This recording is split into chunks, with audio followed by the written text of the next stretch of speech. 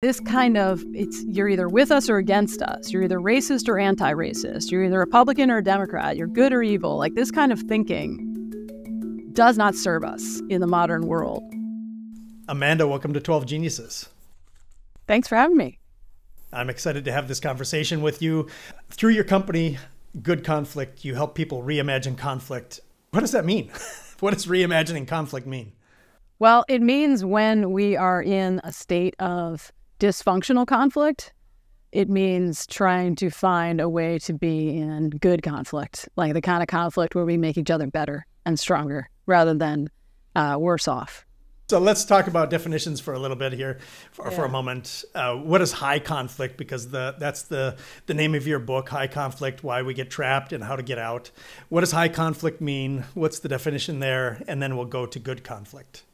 Sure. So high conflict actually is a phrase that comes from divorce law. So in the 1980s, divorce attorneys started noticing that about a quarter of American divorces were stuck in like perpetual cycles of hostility and blame.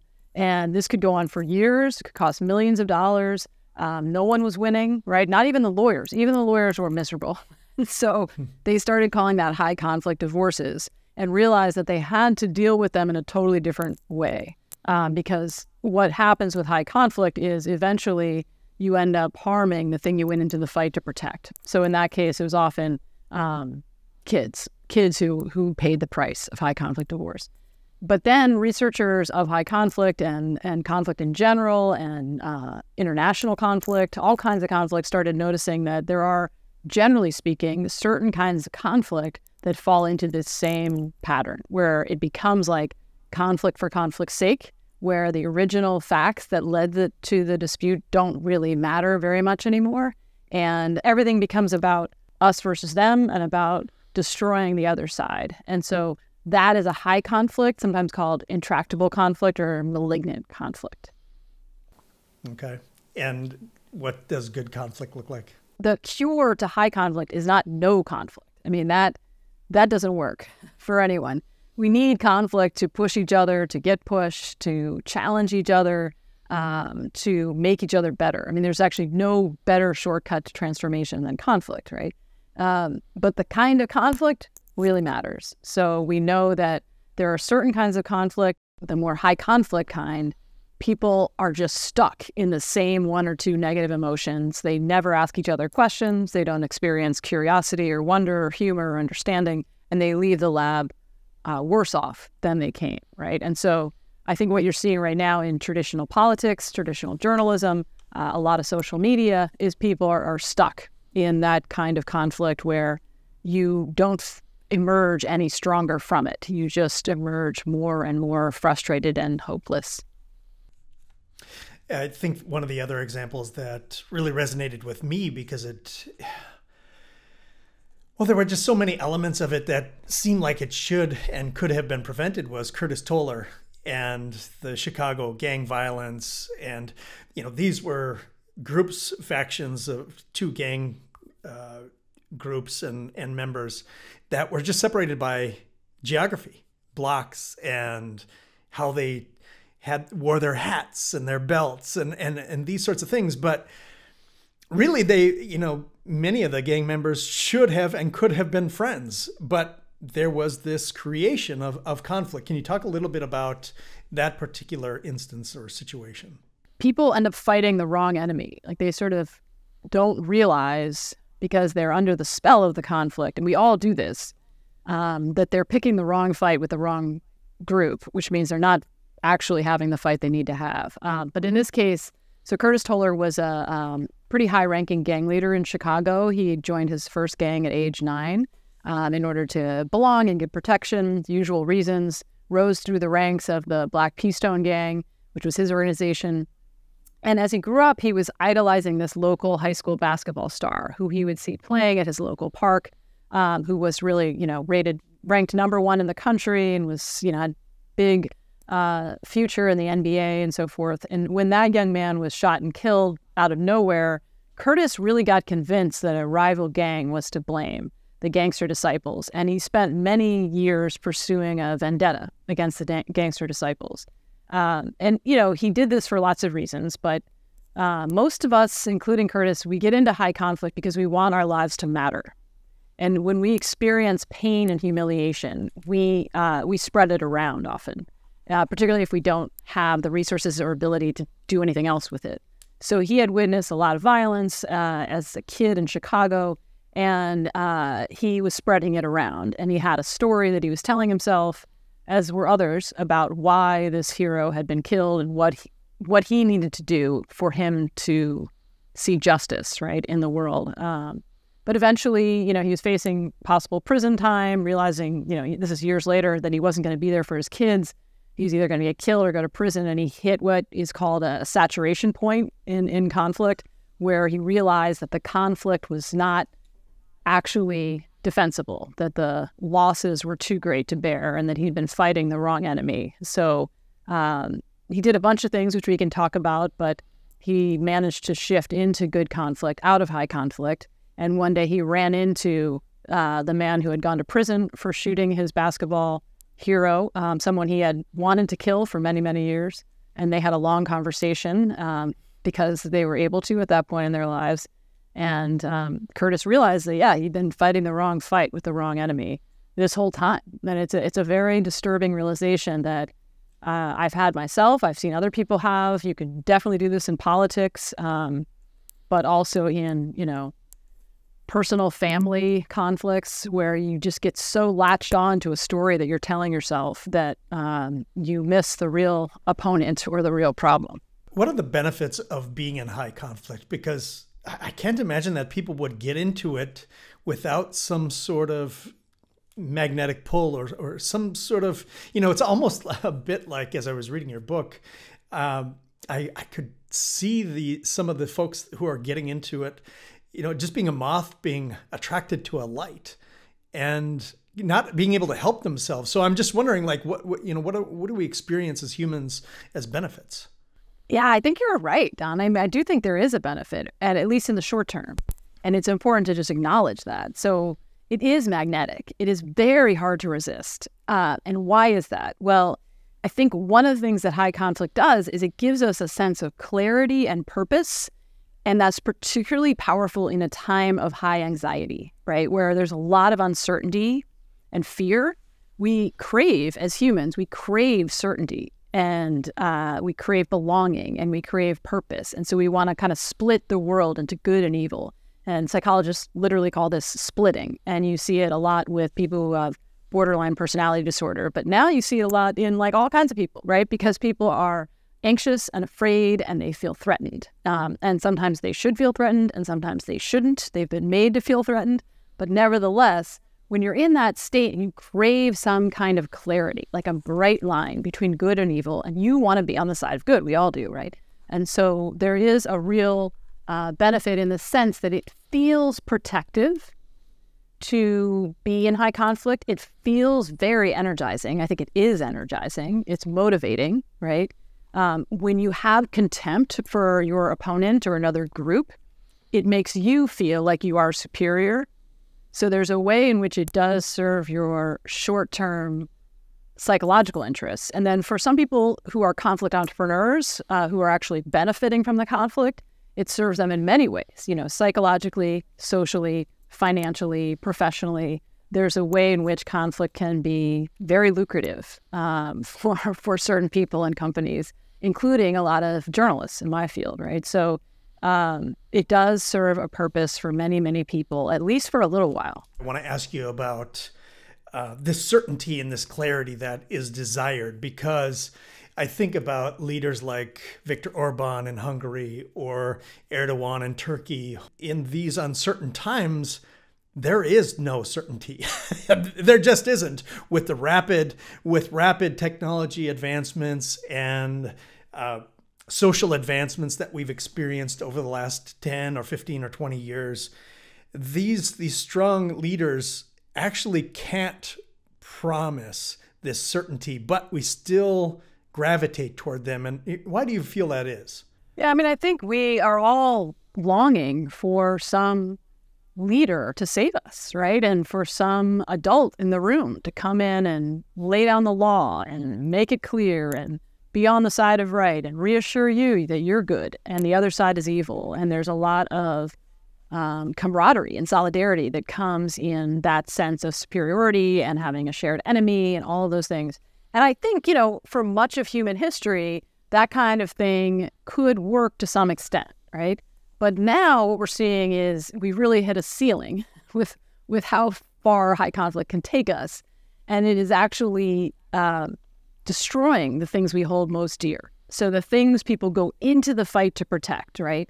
In the case of Curtis, it was his organization, his gang, his neighborhood, his family, right? All of those things suffered because of the conflict in Chicago. In the case of politics, people typically go into politics for the country, for their values, for their family, right? Despite all the cynicism, that is usually what's one of many factors, but those are some of the factors that drive people into politics. All of those things suffer in high conflict. Always it's kids who suffer, and usually it's the thing you went into the fight to protect. So there is a kind of diabolical game that we are playing here that just doesn't serve us in a time where we're experiencing rapid change and we have this kind of global interdependence where we have a lot of information coming at us and we don't know whom to trust. So we're really vulnerable to high conflict, I think, right now. Are we in high conflict politically in the U.S. right now? Yes, for sure. Absolutely. Yeah. Have we improved over the last 5 or 10 years, or is it at the highest point? It's hard to know how to measure that. It's a really good question. One way to measure it is by looking at political violence, which is the biggest consequence of high conflict. And by that measure, we have not improved and things are getting worse. And the research on political violence shows that it tends to, in polarized countries like this, it tends to get worse in an election year, usually in the lead up before and after an election. And because we keep framing everything as an existential crisis on the ballot, right? And because both sides are extremely threatened by each other at this point, that is a condition that is likely to lead to more violence. So I wish I had a better answer. I do think things will probably get worse before they get better, but I do think they will eventually get better. You mentioned this term conflict entrepreneurs, and I had never heard that before, but it really identifies a group of people who benefit from high conflict. Who are these conflict entrepreneurs? Are they individuals, institutions? And then I have a follow-up question on that as well. Yeah, I think right now the incentives are really strong for anyone, any of us, to be conflict entrepreneurs, and we can all do it, right? On social media, with our families, with our neighbors. In school board meetings, there's just a lot of rewards right now for conflict entrepreneurship. And so conflict entrepreneurs are, people or institutions that exploit conflict that really, we all know someone like this. We've all maybe been like this for moments in our lives where we really seem to delight in every twist and turn the conflict takes. And we're getting something out of it that maybe is profit in some cases.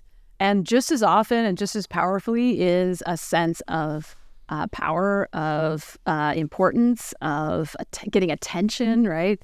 There's all kinds of reasons we do this. Usually people who make a career out of being a conflict entrepreneur, who do it over and over again, or just perpetually miserable and spreading it around, have some kind of internal damage that they haven't been able or willing to deal with. And so they're just spreading that pain around. And that is what Curtis will say now, right? Looking back at his own leadership of that gang, is that his mom was killed by his stepdad when he was 17 and he found the body, right? And no social worker knocked on his door, and that kind of thing doesn't go away. But one thing you can do with pain is spread it around, right? And so oftentimes that's what we're seeing is like really, unhappy people who have a lot of trauma or pain for whatever reason, rightly or wrongly, and they're spreading it around. One of the things you talk about in the book is the origin story behind conflict. And I'm curious if there's an origin story between our political parties right now, the Democrats and the Republicans, because, even among our leaders, it's very rare when a leader from one party is going to say something positive about somebody from another party. And that isn't always the way it's been. I can think about when I was a kid in the 1980s, one of the first people to pray by President Reagan's bedside was Tip O'Neill, who was from the other party. He was Speaker of the House. So we had some sort of collegial behavior politically in our country, but it's very rare today. And I'm just curious if there's an origin story behind our current conflict. Yeah, it's a good question. I mean, different historians and researchers start the timing at a different place, right? Like some will point towards Newt Gingrich, who encouraged his fellow Republicans not to spend too much time in D.C., not to bring their families here, right? So they lost that kind of connective tissue where your kids were going to the same school and you had to talk to each other and you saw that, the other person wasn't actually trying to kill you all the time. And that kind of thing is, we know, really helpful from all the research, right? But then other people say, well, it actually started before him or it got worse after. I mean, it's really hard to locate the exact moment, but we do know that, like all wicked problems, it's the outcome of a bunch of different forces. So one of the things we do we do workshops at Good Conflict with newsrooms and other organizations. And one of the things we like to do is to map the conflict, because high conflicts get so complicated that it gets really hard to hold it all in your head. And what you end up doing, because of the psychological forces at work, is really reducing everything to one enemy or one group, right, that is to blame for everything. But it's actually usually a constellation of forces, right? And so some of those forces would include things like hyperpartisanship, right? But also things like having cameras watching members of Congress all the time, right? Having C-SPAN cameras watching the floor of the Senate and the House. Not just social media, but also CNN and Fox and all of these things that are business models built on the conflict. And also, print media and the kind of places I write for too. So I think that took a little longer for them to get quite as captured by the conflict, but they're definitely part of it as well. So it's a messy answer, right? But I think it's the interaction of many different forces. In the book, you talk about how we get into conflict, and you're just alluding to the power of binary. And I find this to be really, really fascinating. And it's an us versus them type of situation, but that can be very fluid as well. But I'm just wondering if you could talk more about the power of binary and how that does get us into conflict. Yeah, so this idea of splitting the world into good and evil is very seductive, particularly times of great change and uncertainty. And so now you could set up institutions to make the binary less easy to fall into, right? So we know that countries that have more than two political parties tend on average to be less politically polarized. You can have ranked choice voting. You can have proportional representation. There's a bunch of like boring policy stuff that you could do, right? To make it powerful, very powerful, right? Just these little nudges make it a lot harder to think that what's in the hearts and minds of 70 million people who voted a certain way in the last election. Like, you don't know. I don't know. They don't know. No one knows. You can't do that. Like 70 million people, too many people to generalize about, right? So, this is true with other things too, like climate change. I mean, so often it gets framed as the believers versus the deniers, right? And that has never been the case. The research on Americans, at least, has shown that there's at least 6 different groups when it comes to beliefs on climate change, and they change over time in size depending on what's going on. And so, this kind of, you're either with us or against us. You're either racist or anti-racist. You're either Republican or Democrat. You're good or evil. Like, this kind of thinking does not serve us in the modern world. Like, it's understandable. I get it. I can fall prey to it for sure. But you make huge mistakes when you fall into that trap. Well, you have a quote in your book: sorting almost guarantees conflict. And sorting is by gender or race or geography, any of these different ways in which we can create an us versus them almost always creates conflict. That's powerful. Yeah, and it's tricky, right? Because we are like humans are wired to sort, to join groups, to, like you said, have identities and affiliations. And that's a way you make sense of the world. That's a way you feel like you belong. And it's not inherently bad. I think what the research shows is the problem is when, whereas Curtis puts it, anytime there's a better than and a less than, there's always room for war. So it's when you think your group is morally superior or physically superior or mentally, whatever, any kind of ranking of superior versus inferior. That's where we get into real trouble. And when we don't see any fluidity between the groups, right? When we have contempt for the other group. So we can have groups, and we have a lot of sports fans who, don't go to war with each other, right? We have some who do. But in general, most do not. And that is mostly for the good, right? But it's important not to fall into the dance of high conflict where we start to feel so threatened by the other side and so convicted of our own moral purity. We've spent a lot of time talking about how we get into conflict and the elements of conflict, but how do we get out of conflict? Oh, and good. Yes. This is really, this is kind of the meat and potatoes of this conversation. Like, how do we get out of conflict? And it doesn't have to be just political. It can be any high conflict situation. Yeah. Well, one of the things, let's go back to where we started. So if we talk about high conflict divorces, like let's start small before we talk about like global high conflict. So one of the things that is really helpful, I spent a lot of time with divorce lawyers and conflict mediators. And one of the things they found is that there's usually someone just outside of your lens who's fueling a high conflict divorce. Sometimes it's a lawyer, right? But sometimes it's a sister or a friend or a boyfriend, right? Or somebody is kind of adding fuel to the fire, and they're whispering in your ear, and they're framing everything that your ex is doing as a humiliation. And so if you can figure out who that is, and ideally get them in the room, right? And try to figure out, so that's a conflict entrepreneur, right? In that case, try to figure out, is there a way to distance them from the conflict?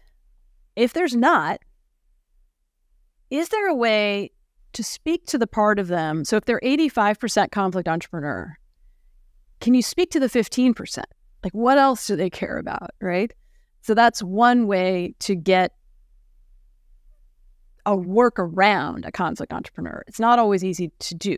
But for me, I'll just say personally with our political conflict, I've tried to turn down the volume on every conflict entrepreneur in my newsfeed, in social media, in my personal life. I think once you see it as a conflict entrepreneur, once you know what that is, it loses some of its power over you. And it is really helpful to start by turning down the volume on the conflict entrepreneurs in your life and trying not to be one, right? Ideally.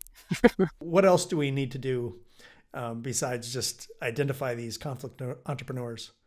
Yeah, I mean, I've turned down the volume on a lot of news that I had been consuming as well.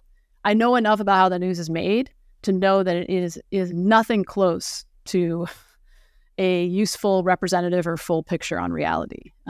So I wish that that was not the case, and I have found some outlets that I feel like do a better job of this, right? And I'm sure you have too.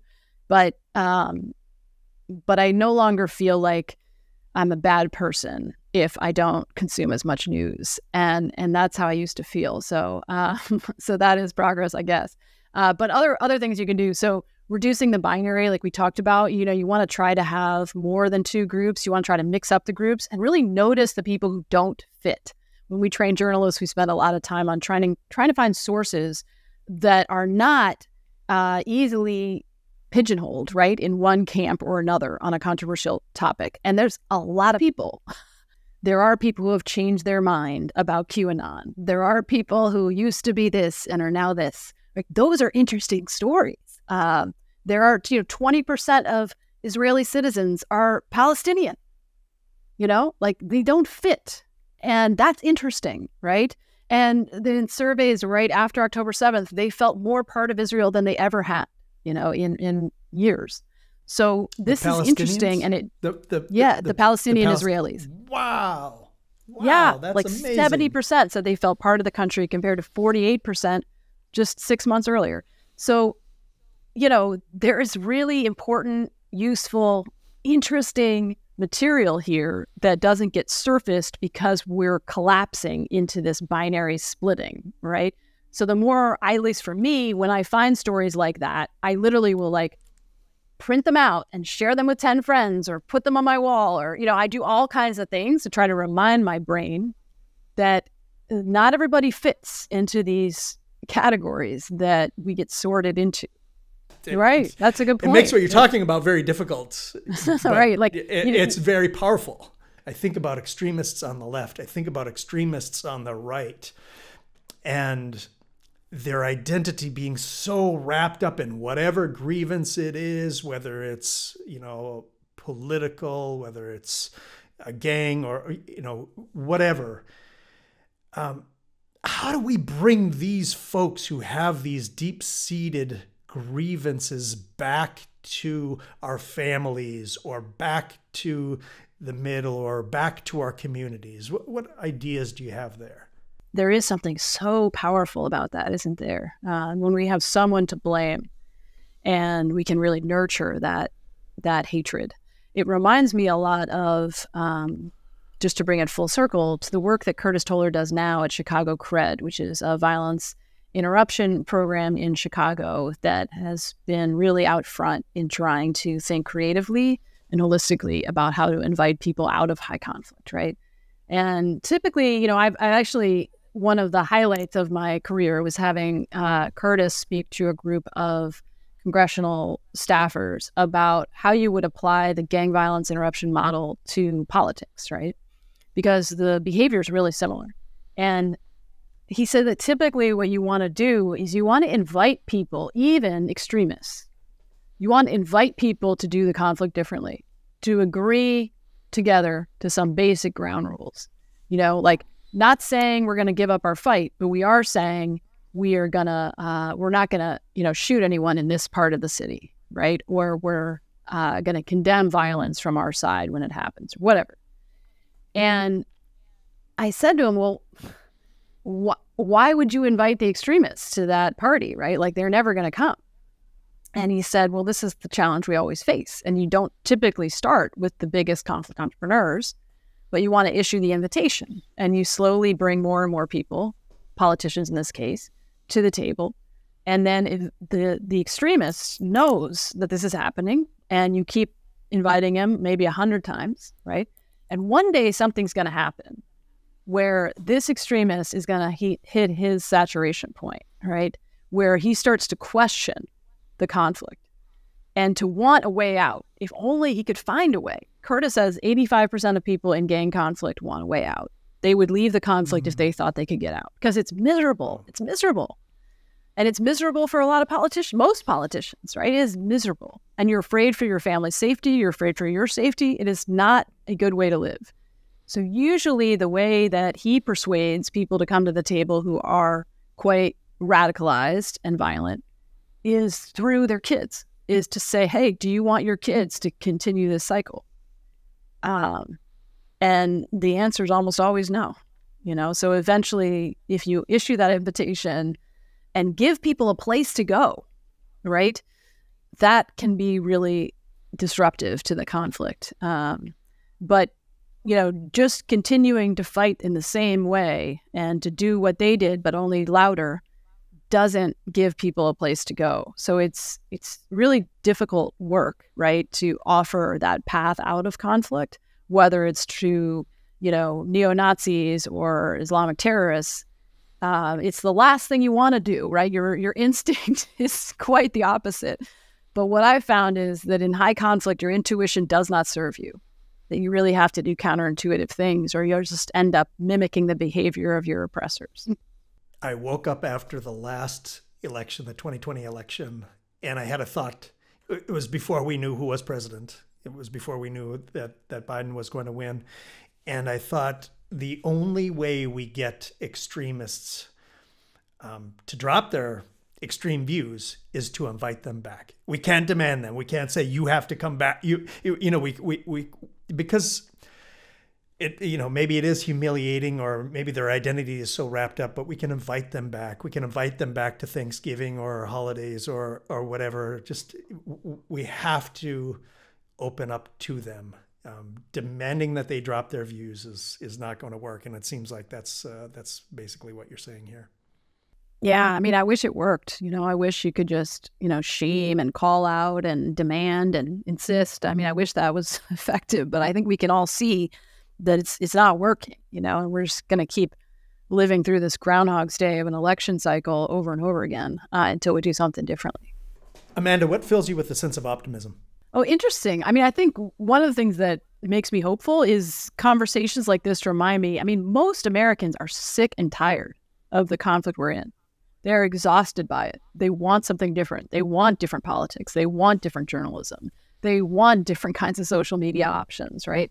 They are craving, yearning for a reconnection with their neighbors, with their relatives, right? They don't want to live in fear. Nobody does. And so that demand is now really, really high. And it's high in a way that it wasn't, 10 years ago. I think more and more people are starting to see through this conflict and see the ways in which we're being manipulated. And so you see a lot of different reactions to that. One is avoidance. So we now have, 4 in 10 Americans actively avoiding contact with the news, which is understandable, right? But another option is if, you give them something else, like give them another way to be. And so it's important to have conversations like this so that people know that they're not alone and there are not only 2 choices and it doesn't have to be this way. That's a great place to end. Amanda, thank you for your time and thank you for being a genius. Thank you. Good to be with you.